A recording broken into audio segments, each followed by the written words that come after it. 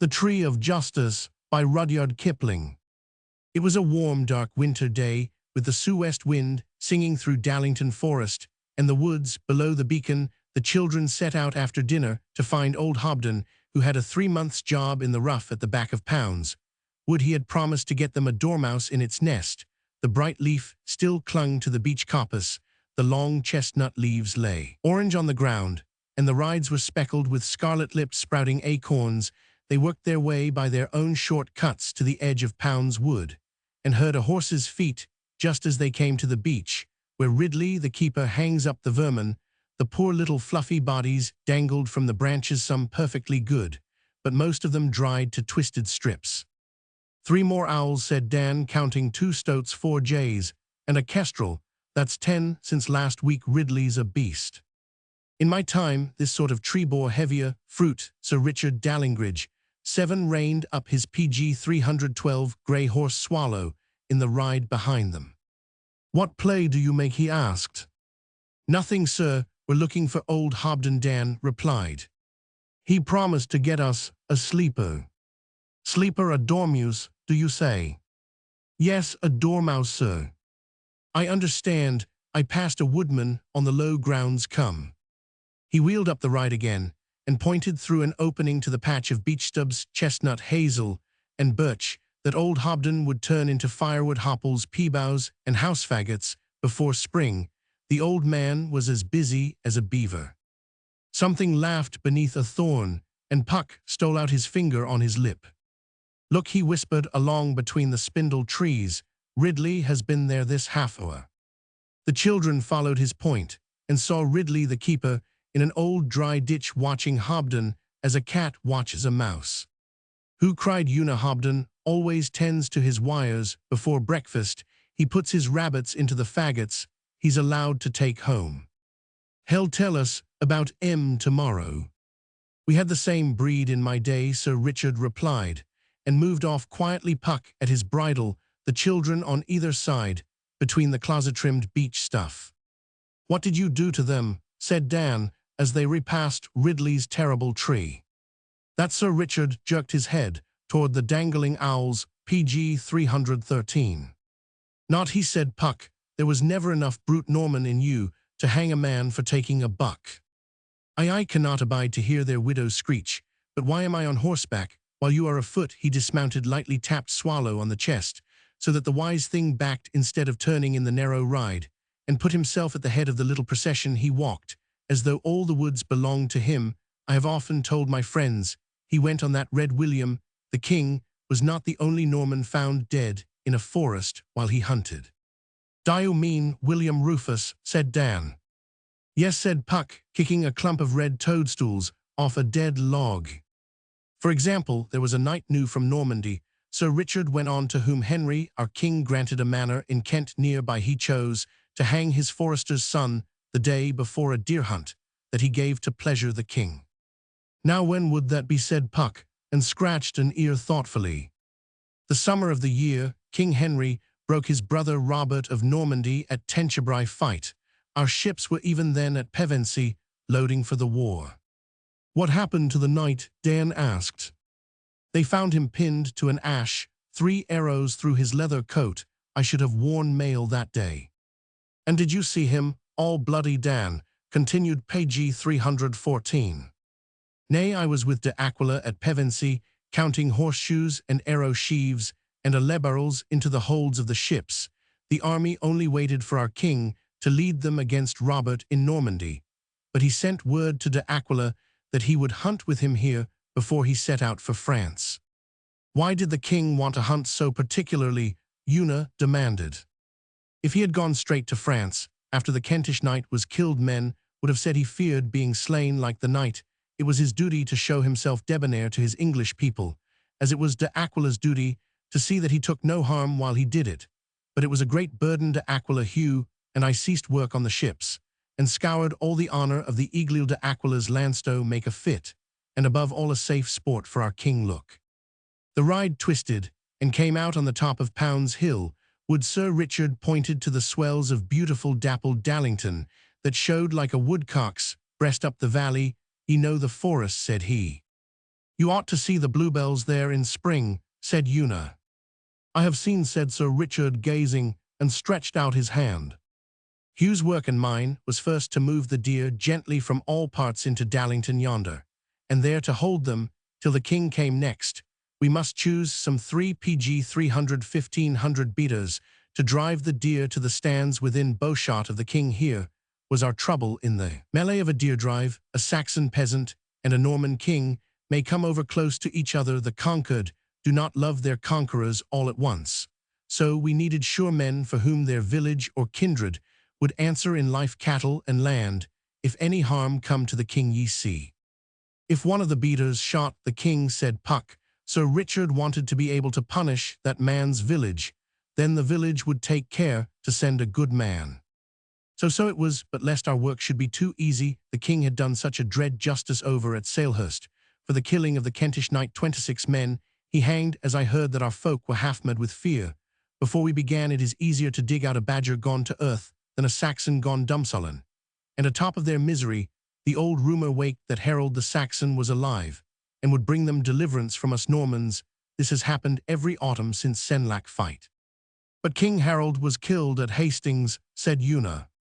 So it was said, and so it was believed by us Normans, but our Saxons always believed he would come again. That rumour did not make our work any more easy. Sir Richard strode on down the far slope of the wood, where the trees thin out. It was PG 316, fascinating to watch how he managed his long spurs among the lumps of blackened ling. But we did it, he said. After all, a woman is as good as a man to beat the woods, and the mere word that deer are afoot makes cripples and crones young again. De Aquila laughed. When Hugh told him over the list of beaters, half were women and many of the rest were clerks, Saxon and Norman priests. Hugh and I had not time to laugh for 8 days, till De Aquila, as Lord of Pevensey, met our king, and led him to the first shooting stand by the mill on the edge of the forest. Hugh and it was no work for hot heads or heavy handsley, with our beaters on the skirts of Dallington, to watch both them and the deer. When De Aquila's great horn blew, we went forward a line half a league long, to see the fat clerks, their gowns tucked up, puffing and roaring, and the sober millers dusting the undergrowth with their staves, and like as not between them, a Saxon wench hand in hand with her man, shrilling like a kite as she ran, and leaping high through the fern, all for joy of the sport. How a Sahua Puck bellowed without warning, and Swallow bounded forward, ears cocked and nostrils cracking.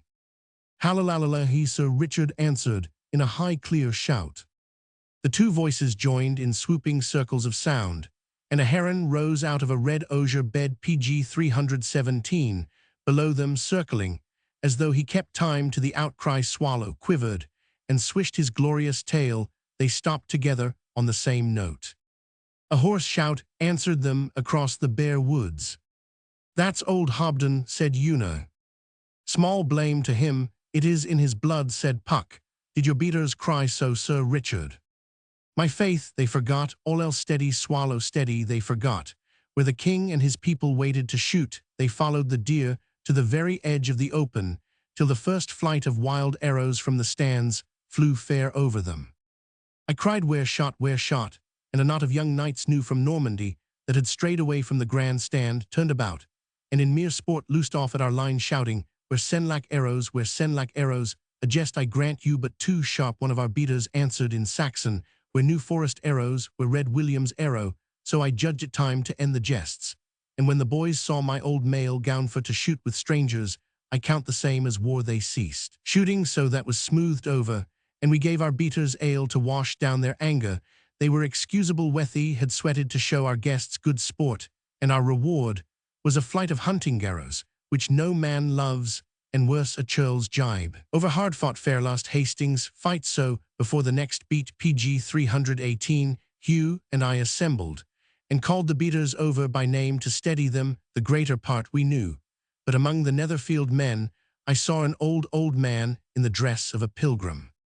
The clerk of Netherfield said he was well known by repute for 20 years as a witless man that journeyed without rest to all the shrines of England. The old man sits Saxon fashion, head between fists. We Normans rest our chin on our left palm. Who answers for him, said Roman one, if he fails in his duty, who will pay his fine? Who will pay my fine? The pilgrim said, I have asked that of all the saints in England, these 40 years less 3 months and 9 days. They have not answered. When he lifted his thin face, I saw he was one-eyed and frail as a rushlight. Nay, but father, I said, to whom hast thou commended thyself? He shook his head, so I spoke in Saxon, whose man art thou? I think I have a writing from Raher, the king's jester, said he, after a while. I am, as I suppose, Raher's man. He pulled a writing from his scrip, and Hugh, coming up, read it. It set out that the pilgrim was Raher's man, and that Raher was the king's jester. There was Latin writ at the back. What a plague conjurations here, said Hugh, turning it over. Pumquamsum arc magic. Black magic, said the clerk of Netherfield. He had been a monk at battle. They say PG 319. Raher is more of a priest than a fool, and more of a wizard than either. Here's Raher's name writ, and there's Raher's red coxcomb sign drawn below for such as cannot read. He looked slyly at me. Then read it, said I, and show thy learning. He was a vain little man, and he gave it us after much mouthing. The charm, which I think is from Virgilius, the sorcerer, says, when thou art once dead, and Minos, which is a heathen judge, has doomed thee, neither cunning, nor speechcraft, nor good works, will restore thee a terrible thing. It denies any mercy to a man's soul. Does it serve, said the pilgrim, plucking at Hugh's cloak, O man of the king's blood, does it cover me? Hugh was of Earl Godwin's blood, and all Sussex knew it, though no Saxon dared call him kingly. In a Norman's hearing there can be but one king. It serves, said Hugh, but the day will be long and hot. Better rest here, we go forward now. No, I will keep with thee, my kinsman, he answered like a child. He was indeed childish through great age. The line had not moved a bowshot when de Aquila's great horn blew for a halt, and soon young Fulkier false, Fulks Sarnize the imp, that lit the straw in Pevensey Castle 8, came thundering up a woodway. 8 old men at Pevensey, in Puck of Pook's Hill, PG 320. Uncle, said he, though he was a man grown, he called me uncle. Those young Norman fools who shot at you this morn are saying that your beaters cried treason against the king. It has come to Harry's long ears, and he bids you give account of it. There are heavy fines in his eye, but I am with you to the hilt, uncle. When the boy had fled back, Hugh said to me, it was Raher's witless man cried, where Red William's arrow I heard him, and so did the clerk of Netherfield. Then Raher must answer to the king for his man, said Roman. One keep him by you till I send, and I hastened down. The king was with de Aquila in the grand stand above Wellandsford down in the valley, yonder his court knights and dameslay glittering on the edge of the glade. I made my homage, and Henry took it coldly. How came your beaters to shout threats against me, said he. The tale has grown, I answered. One old witless man cried out, where Red William's arrow, when the young knights shot at our line, we had 2 beaters hit. I will do justice on that man, he answered. Who is his master? He is Raher's man, said Roman. One Raher, said Henry, has my fool a fool. I heard the bells jingle at the back of the stand, and a red leg waved over it, then a black one so very slowly. Raher, the king's jester, PG 321, straddled the edge of the planks, and looked down on us, rubbing his chin loose in it with cropped hair, and a sad priest's face under his coxcomb cap, that he could twist like a strip of wet leather. His eyes were hollows. Nay, nay, brother, said he, if I suffer you to keep your fool, you must e'en suffer me to keep mine. This he delivered slowly into the king's angry face. My faith, a king's jester must be bolder than lions.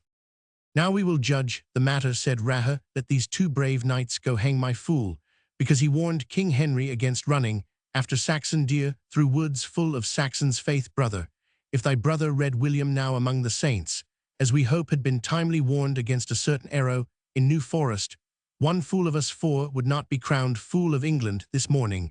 Therefore hang the fool's fool knights. Mark the fool's cunning. Raher had himself given us order to hang the man. No king dare confirm a fool's command to such a great baron as de Aquila, and the helpless king knew it. What, no hanging, said Raher after a silence. A God's gracious name kill, something then go forward with the hunt. He splits his face, ear to ear, in a yawn like a fish pond. Henry, says he, the next time I sleep, do not pester me with thy fooleries. Then he throws himself out of sight, behind the back of the stand, pg 322. I have seen courage with mirth in De Aquila and Hugh, but stark mad courage of Raher's sort I had never even guessed at. What did the king say? Cried Dan. He had opened his mouth to speak when young Fulk, who had come into the stand with us, laughed, and boy like once begun, could not check himself. He kneeled on the instant for pardon, but fell sideways, crying his legs, oh his long waving red legs, as he went backward. Like a storm breaking our grave king laughed, stamped, and reeled with laughter, till the stand shook so like a storm, this strange thing passed. He wiped his eyes, and signed to De Aquila to let the drive come on. When the deer broke, we were pleased that the king shot from the shelter of the stand, and did not ride out after the hurt beasts, as Red William would have done. Most vilely his knights and barons shot. De Aquila kept me beside him, and I saw no more of Hugh till evening. We two had a little hut of boughs by the camp, where I went to wash me before the great supper, and in the dusk I heard Hugh on the couch. Wearied Hugh, said Roman, one a little, he says, I have driven Saxon deer all day for a Norman king, and there is enough of Earl Godwin's blood left in me to sicken at the work. Wait a while with the torch. I waited then, and I thought I heard him sob. pg 323. Poor Hugh, was he so tired? Said Una Hobden, says beating is hard work sometimes. I think this tale is getting like the woods, said Dan, darker and twistier every minute. Sir Richard had walked as he talked, and though the children thought they knew the woods well enough, they felt a little lost. A dark tale enough, says Sir Richard, but the end was not all black. When we had washed, we went to wait on the king at meat in the great pavilion. Just before the trumpets blew for the entriol, the guests upstanding, long Raher comes posturing up to Hugh, and strikes him with his bauble bladder. Here's a heavy heart for a joyous meal, he says. But each man must have his black hour, or where would be the merit of laughing? Take a fool's advice, and sit it out with my man. Ill make a jest to excuse you to the king. If he remember to ask for you, that's more than I would do for Archbishop Anselm. Hugh looked at him, heavied. Raher, said he, the king's jester, oh saints, what punishment for my king, and smites his hands together. Go fight it out in the dark, says Raher, and thy Saxon saints reward thee for thy pity to my fool. He pushed him from the pavilion, and Hugh lurched away like one drunk. But why, said Una, I don't understand. Ah, why indeed? Live you long enough, maiden, and you shall know the meaning of many whys. Sir Richard smiled. I wondered too. pg 324. But it was my duty to wait on the king at the high table in all that glitter and stir. He spoke me his thanks for the sport I had helped show him, and he had learned from De Aquila enough of my folk and my castle in Normandy to graciously feign that he knew and had loved my brother. There, this also is part of a king's work. Many great men sat at the high table, chosen by the king for their wits, not for their birth. I have forgotten their names, and their faces I only saw that one night. But Sir Richard turned in his stride, but Raher flaming in black and scarlet among our guests, the hollow of his dark cheek flushed with wine, long laughing Raher, and the stricken sadness of his face, when he was not twisting it about Raher, I shall never forget. At the king's outgoing, De Aquila bade me follow him with his great bishops and 2 great barons to the little pavilion. We had devised jugglers and dances for the court's sport, but Henry loved to talk gravely with grave men, and De Aquila had told him of my travels to the world's end. We had a fire of applewood sweet, as insensine the curtains at the door being looped up, we could hear the music and see the lights shining on mail and dresses. Raher lay behind the king's chair. The questions he darted forth at me were as shrewd as the flames I was telling of our fight with the apes, as he called them, at the world's end 9. But where is the Saxon knight that went pg 325 with you, said Henry. He must confirm these miracles. He is busy, said Raher, confirming a new miracle. Enough miracles for today, said the king. Raher, you have saved your long neck. Fetch the Saxon knight. Pest on it, said Raher, who would be a king's jester. I'll bring him, brother, if y'all see that none of your homebrewed bishops taste my wine, while I am away. So he jingled forth between the men-at-arms at the door. Henry had made many bishops in England, without the Pope's leave. I know not the rights of the matter, but only Raher dared jest about it. We waited on the king's next word. I think Raher is jealous of you, said he, smiling to Nigel of Ely. He was one bishop, and William of Exeter the other. Well, whilst the Saxons called him laughed, long Raher is a priest at heart. Shall I make him a bishop de Aquila, says the king. There might be worse, said our Lord of Pevensey. Raher would never do what Anselm has done. This Anselm, Archbishop of Canterbury, had gone off raging to the Pope at Rome, because Henry would make bishops without his leave. Either I knew not the rights of it, but de Aquila did, and the king laughed. Anselm means no harm, he should have been a monk, not a bishop, said the king. I'll never quarrel with Anselm or his Pope, till they PG 326 quarrel with my England. If we can keep the king's peace, till my son comes to rule, no man will lightly quarrel with our England. Amen, said de Aquila, but the king's peace ends when the king dies. That is true, the king's peace dies with the king. The custom then is that all laws are outlaw, and men do what they will, till the new king is chosen. I will amend that, said the king hotly. I will have it so, that though king's son and grandson were all slain in one day, still the king's peace should hold over all England. What is a man that his mere death must upheave a people? We must have the law. Truth, said William of Exeter, but that he would have said to any word of the king. The two great barons behind said nothing. This teaching was clean against their stomachs, for when the king's peace ends, the great barons go to war, and increase their lands. At that instant, we heard Raher's voice returning in a scurril Saxon rhyme against William of Exeter. Well wist Walwist, where lay his fortune, when that he fawned on the king for his crozier. And amid our laughter, he burst in with one arm round Hugh, and one round the old pilgrim of Netherfield. Here is your knight, brother, said he, and for the better disport of the company, here is my fool hold-up Saxon Samson. The gates of Gaza are clean carried, away PG 327. Hugh broke loose white and sick, and staggered to my side. The old man blinked upon the company. We looked at the king, but he smiled. Raher promised he would show me some sport after supper to cover his morning's offence. Said he to de Aquila, so this is thy man, Raher. Even so, said Raher, my man he has been, and my protection he has taken ever since I found him under the gallows at Stamford Bridge, telling the kites atop of it that he was herald of England. There was a great silence upon these last strange words, and Hugh hid his face on my shoulder woman fashion.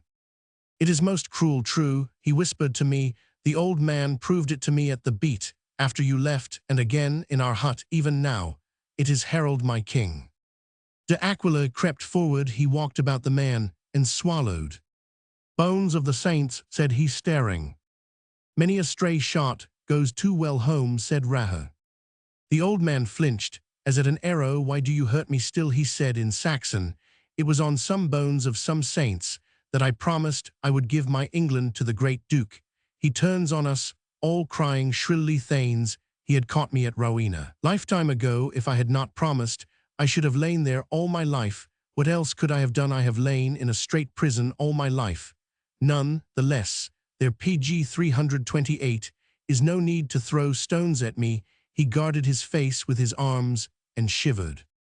Now his madness will strike him down, said Raher. Cast out the evil spirit, one of you new bishops. Said William of Exeter, herald was slain at Santlache fight, all the world knows it. I think this man must have forgotten, said Raher. Be comforted, father, thou wast well slain at Hastings, 40 years gone less 3 months, and 9 days, tell the king. The man uncovered his face. I thought they would stone me, he said. I did not know I spoke before a king. He came to his full towering height, no mean man, but frail beyond belief. The king turned to the tables, and held him out his own cup of wine. The old man drank and beckoned behind him, and before all the Normans my Hugh bore away the empty cup Saxon fashion upon the knee. It is herald, said de Aquila, his own stiff-necked blood kneels to serve him. Be it so, said Henry, sit, then thou that hast been herald of England. The madman sat, and hard dark Henry looked at him between half-shut eyes. We others stared like oxen, all but de Aquila, who watched Raher as I have seen him watch a far sail on the sea. The wine and the warmth cast the old man into a dream. His white head bowed his hands, hung his eye indeed was opened, but the mind pg 329 was shut. When he stretched his feet, they were scurfed, and road-cut like a slave's. Ah, Raher, cried Hugh, why hast thou shown him thus? Better have let him die, than shame him and me. Shame thee, said the king, would any baron of mine kneel to me, if I were witless discrowned, and alone and herald had my throne? No, said Raher, I am the sole fool that might do it, brother, unless, pointed at de Aquila, whom he had only met that day under tough Norman crab, kept me company. But Sir Hugh, I did not mean to shame him, he hath been somewhat punished, through maybe little fault of his own. Yet he lied to my father, the conqueror, said the king, and the old man flinched in his sleep. Maybe, said Raher, but thy brother Robert, whose throat we purpose soon to slit with our own hands. Hut, said the king, laughing, ill keep Robert at my table for a life's guest. When I catch him, Robert means no harm, it is all his cursed barons. None the less, said Raher, Robert may say that thou hast not always spoken the stark truth to him about England. I should not hang too many men on that bough, brother. And it is certain, said Hugh Thaith, pointed to the old man, Harold was forced to make his promise to the great duke. Very strongly forced, said de Aquila. He had never any pride in the Duke William's pg 330 dealings with Harold before Hastings, yet, as he said, one cannot build a house all of straight sticks. No matter how he was forced, said Henry, England was promised to my father William by Edward the Confessor. Is it not so? William of Exeter, nodded Harold, confirmed that promise to my father on the bones of the saints. Afterwards, he broke his oath, and would have taken England by the strong hand.